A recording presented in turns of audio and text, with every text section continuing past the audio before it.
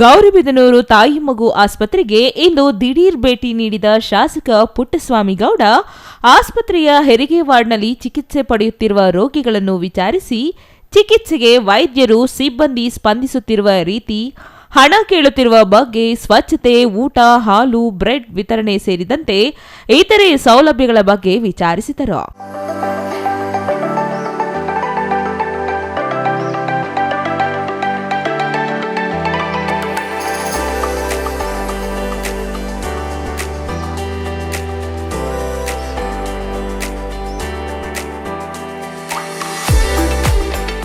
ಹಾಸಿಗೆ ಹಾಕಿರುವ ಬೆಡ್ಶೀಟ್ಗಳು ಕೊಳಕಾಗಿರುವ ಬಗ್ಗೆ ಆಕ್ರೋಶ ವ್ಯಕ್ತಪಡಿಸಿದ ಶಾಸಕರು ಕೂಡಲೇ ಹೊಸ ಬೆಡ್ಶೀಟ್ಗಳ ಖರೀದಿಗೆ ಸೂಚಿಸಿದರು. ಖಾಸಗಿ 108 ಆಂಬ್ಯುಲೆನ್ಸ್ ಚಾಲಕರ ಬಗ್ಗೆ ಸಾರ್ವಜನಿಕರು ದೂರು ನೀಡಿದರು.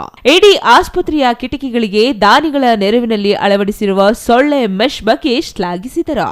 ನಂತರ ಆಸ್ಪತ್ರೆ ಸಿಬ್ಬಂದಿಯ ಸಭೆಯನ್ನು ಪ್ರತ್ಯೇಕವಾಗಿ ನಡೆಸಿದರು. ಆಸ್ಪತ್ರೆ ಆಡಳಿತ ವೈದ್ಯಾಧಿಕಾರಿ ಡಾ ಲಕ್ಷ್ಮೀಕಾಂತ್, ನಗರಸಭೆ ಅಧ್ಯಕ್ಷ ಲಕ್ಷ್ಮೀನಾರಾಯಣ್, ಉಪಾಧ್ಯಕ್ಷ ಫರೀದ್, ಮಾಜಿ ಸದಸ್ಯ ಡಿಜೆ ಚಂದ್ರಮೋಹನ್, ಶ್ರೀನಿವಾಸಗೌಡ, ಜಯರಾಮ್, ನಾಗಾರ್ಜುನ ಮತ್ತಿತರರು ಹಾಜರಿದ್ದರು. R Manjunath, CTV news, Gauribidanur.